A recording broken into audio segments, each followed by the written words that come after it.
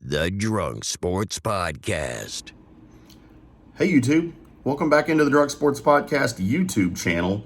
We appreciate you tuning in for this segment from last Wednesday's Drunk Sports Podcast. We record them live at Tailgaters in Plano each and every Wednesday night starting at 8, usually done around 10. Come out and see us live, do some shots, have some beers with us, have some vodka with us, enjoy some 65-cent wings, bone-in and boneless wings, 65 cents each at Tailgaters in Plano every Wednesday night during our show.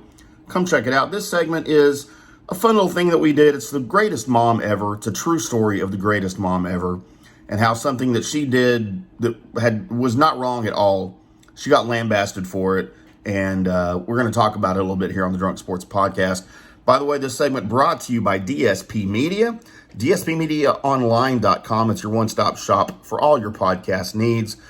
They record, edit, produce, and distribute a number of podcasts based on sports, entertainment, and lifestyle. It's really your one-stop shop for podcasts.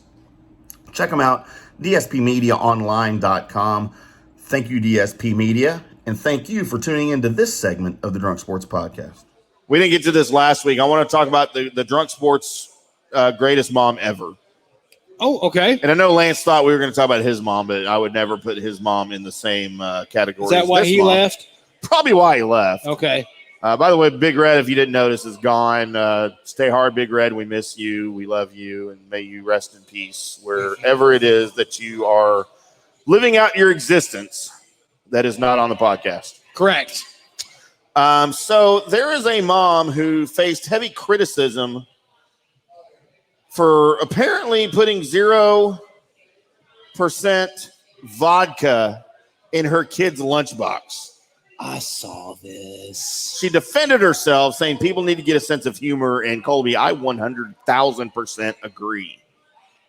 So exactly what. Now here's the setup that I thought happened. Mama drinks a lot of vodka, obviously, and the kids are always talking about they're going to want to drink some vodka, and so she found some 0%, actual 0% vodka, where it has virgin vodka, no alcohol in it whatsoever, and put it in her kid's lunchbox as a joke. So the other kids saw it, and imagine the kid picked it up and was like, "I've got vodka," and then everybody freaks out until somebody finally looks at it and reads at the bottom of the label that it has 0% in it. And by that time, they've made such a big deal of it in front of the kids, they've got to now hold up this charade that there's something wrong with this 0%. It's water. basically. It's all it is water. But it says vodka on the can. So, yeah, so they had to make a big deal about it. So they continued on the big deal by actually letting it stretch out to social media that they could try and get people on their side, because basically the mom fooled them. So the story here is the New Zealand mom, of course, it's in New Zealand. I was going to say New Zealand or Florida. Or Australia. Took to social media where she shared a snap of several lunch boxes filled with a yogurt, sliced apples, biscuits. Okay, number one, you know this is not America if the kid's lunch consists of yogurt, spelled with an H, by the way, Y-O-G-H-U-R-T. Sliced apples, biscuits, and cookies. A chocolate muffin. So, yeah, no American child is having that for lunch. No, right? Tastes different. And plus, besides the little bit in the yogurt, where's the protein at? Why there's zero protein. Why do you hate your kids? With a can of non-alcoholic vodka placed neatly inside. Her post on Instagram said with the picture, "Perfect addition to school lunches too," she said, which was later shared to Twitter among outraged parents. "Wow, putting a non-alcoholic drink in a lunchbox. How irresponsible," one parent commented, while another added, "Please tell me this is a joke and a really shit one." While the cans who claim to taste like the real deal don't actually contain any alcohol at all, many parents blasted the post as being the wrong message to put out there for kids. However, the mom who runs her own Pilates clinic, man, I kind of like to see a picture of the mom now. Okay. Has snapped back and said the post was just a joke and that she likes to have fun with her clients and her kids, adding that she never intentionally sent her kids to school with any alcoholic beverage. "I can't control other people's sense of humor," she told the Daily Mail Australia. "We probably don't parent the same, have the same friends, or share similar political views, But that's okay, isn't it? I hope their concern didn't keep them up all night. They have kids to raise, too, after all. Well, no, it did. It kept them up all night because they're concerned and worried that whatever's going on at somebody else's house or somebody else's. That's one of the major problems with everything in this world right now is everybody is so concerned about what everybody else thinks, says, or does, and they don't really have any concern about what they're fucking doing their own self. I swear to God, get out of people's yards, get back into your own yard and clean it up. That way nobody will be in your yard. Glad Big Red wasn't here for this story. Good He God might have had a Big Red rant.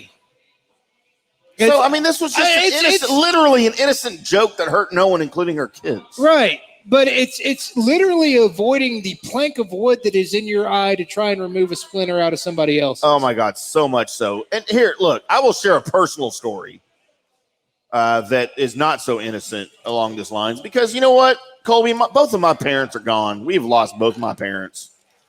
IndyCar Tim Dad, which he was never known as. Okay. And Mom IndyCar Tim. Lost my mom at 17, lost my dad at 25. But as a kid, okay, my dad was a drinker. Uh-huh. He was a smoker. I'm talking about cigarettes. Smoked in the house, drank in the house. My memories, from elementary school through middle school really were of my dad sitting up in his recliner at night in the living room, either watching TV, smoking his cigarettes, drinking his scotch and Budweiser, or listening to albums on our record player. Of the old classic country, whatever. Uh-huh. Loved my dad. My dad was a great dude. But as a kid, I'm impressionable. My dad drank. I wanted to drink. Right. And you know what? That's okay. And so I can remember one party, my mom and dad were best friends with the people that lived in the alley behind us. Okay, back door here, you go through the gate, alley, gate, house. It was a neighborhood party at both of our houses. I'm sitting there drinking my Dr. Pepper. I said, hey, Dad. By the way, he's playing poker at the other house. Right. I walked over there, interrupted the poker game. I was probably 12. Dad, can I have a Budweiser? But I didn't really whisper it, apparently, and the rest of the other guys at the poker table heard it, and they're like, you got to give your kid a beer. He's old enough. So my dad, under peer pressure, and really my dad wouldn't have cared. Right. He doesn't want Mom to know. Right. So Dad said, Timmy, come with me. Got up from the poker table. We walked back to my house. My dad said, let me see that Dr. Pepper can, Timmy. He looks around. Mom's not in sight. Pours what's left of the Dr. Pepper can out in the sink. Goes to the refrigerator. Gets a Budweiser. Proceeds to pour the Budweiser into the Dr. Pepper can. All of it, every drop. Nice. He said, if your mom finds out, I don't know anything about this. See you later. Went back to his poker game. And, of course, 12-year-old Tim got hammered on one Budweiser. Right. Mom found out. Oh, dear. Knew immediately it wasn't me because I was a good kid. I was innocent as far as she knew. Confronted my dad. My dad at that time, he was just like, by the end of the night, he's like, I gave him a beer. He wasn't going anywhere. He enjoyed it. Everything's good. Life is fun. He's a good kid. And my mom was like, yeah, I just didn't think that's how he would have his first beer. Whatever. Right. Everything was good. I'm 50 now. I'm alive. I had fun with my dad that night, and that's a memory I will have for the rest of my life. Right or wrong. By the way, I didn't do that with my kids. I did way worse. So we won't get into that on the air because they're still alive. Here's some vodka. No, that's not 0%. That's 80 proof. That's full bore right there.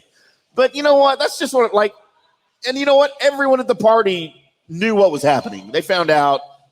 Dude, nobody had a problem with it. No, of course, this was also 1983. Nobody has. The world was a different place. And the one person that thought maybe they had a different idea about it didn't have social media to go post about it and tell the world and let it go viral. Guess what my neighbors just did? They just gave their kid this 12 years old a beer. A beer. Oh my God. Yeah. They're all going to hell. We need to stop the child abuse. Christ. It's just so I wanted to share that because you know what? Shit like that's been going on forever. Right.